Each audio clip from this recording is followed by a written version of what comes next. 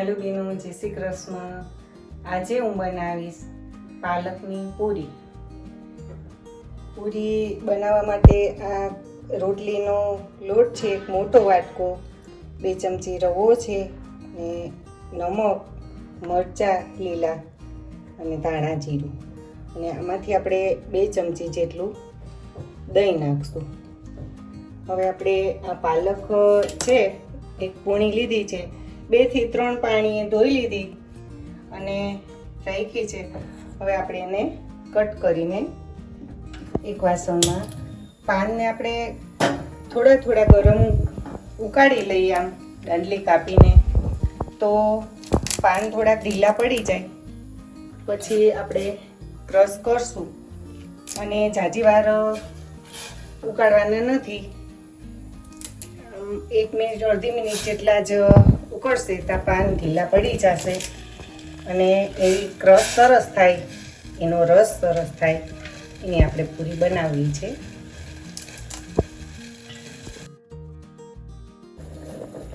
પાણી ઉકળી ગયું અને ઢાંકી રાખ્યું હતું, તો સરસ મજાના પાન પોચા થઈ ગયા। આપણે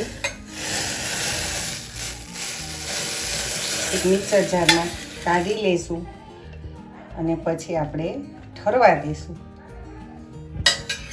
આ મરચાં છે તે પણ એમાં સાથે ક્રશ કરી લઈશું, થોડીક વાર ઠરે પછી ક્રશ કરશું। પાલક ઠરે ત્યાં આપણે મોણ નાખી અને બધું મિક્સ કરી અને આપણે લોટ બાંધી લઈએ। એમાં સ્વાદ મુજબ નમક નાખવાનું, તો આપણે આટલું નમક નાખ્યું છે અને 2 ચમચી જેટલો રવો નાખ્યો છે। રવો નાખીએ એટલે તેલ પૂરીમાં રહે નહીં અને સરસ મજાની ક્રિસ્પી અને કડક જેવી પૂરી બને। 2 ચમચી ધાણા જીરું નાખ્યું અને હવે એમાં હું આટલું દહીં નાખું છું,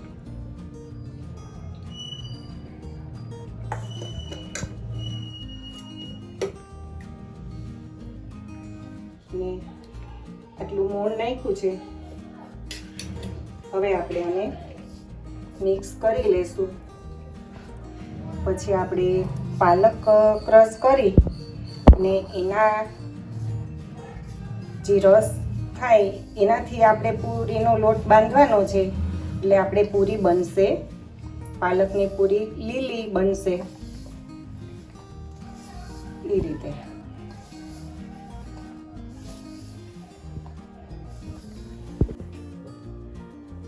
પાન સરસ ઠરી ગયા છે, હવે એમાં આપણે થોડું એવું આટલું પાણી નાખી અને ક્રશ કરી લઈએ।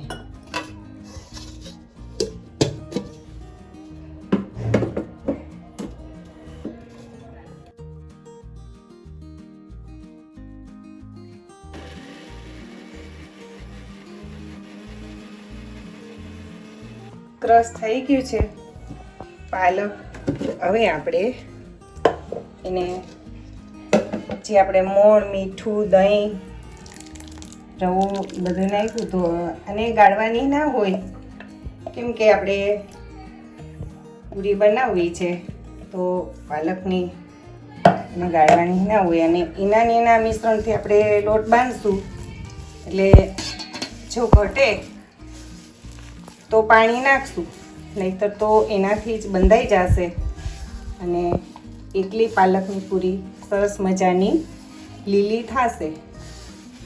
આપણે સાતમ આઠમ આવે એટલે બધાય તીખી પૂરી બનાવે, ગળી પૂરી બનાવે, અને પૂરી તો 12 માસ બનતી જ હોય, તો આપણે નાસ્તામાં પાલક પૂરી પણ બનાવીએ। પાલક તો સારી ખાવામાં, પણ બધાને ઓછી ભાવતી હોય। કદાચ ને ડૉક્ટર એમ કહે કે લોહીની ઉણપ હોય તો પાલક ખાજો, તો મોટા તો ખાય પણ નાના બાળકો પાલક ખાય નહીં, તો એને આ રીતે પૂરી બનાવીને પણ પાલક ખવડાવી શકાય, તો તમે જરૂર એકવાર બનાવજો. હવે આપણે તેલથી લોટ ટૂપી અને થોડી વાર ઢાંકી રાખશું.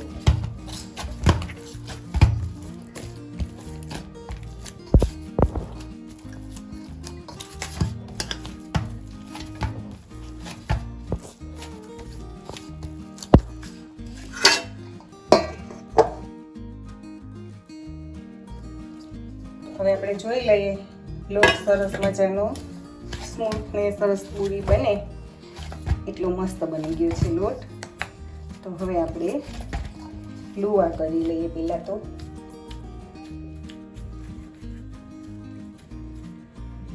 આ રીતે એક સરખા લુવા બનાવી લઈએ. આ રીતે એક સાથે બધા લુવા બનાવી લીધા. હવે બધી પૂરી એક સાથે પેલા વણી લઈએ. આ રીતે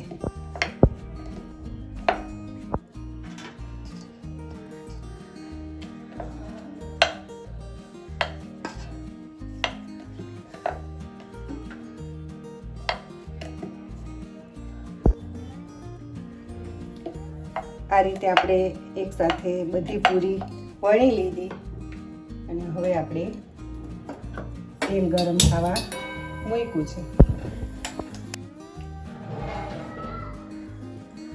તેલ ગરમ થઈ ગયું છે અને હવે આપણે આ રીતે પૂરી તળી લઈએ.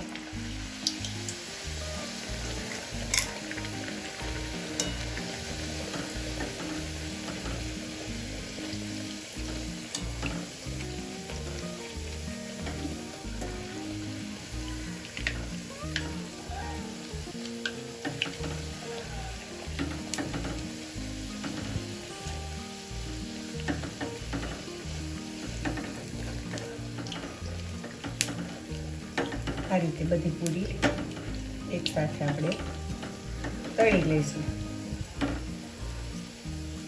બીજી બધી પૂરી તો બનતી જ હોય, પણ આપણે પાલકની પૂરી તો બનાવવી જ જોઈએ.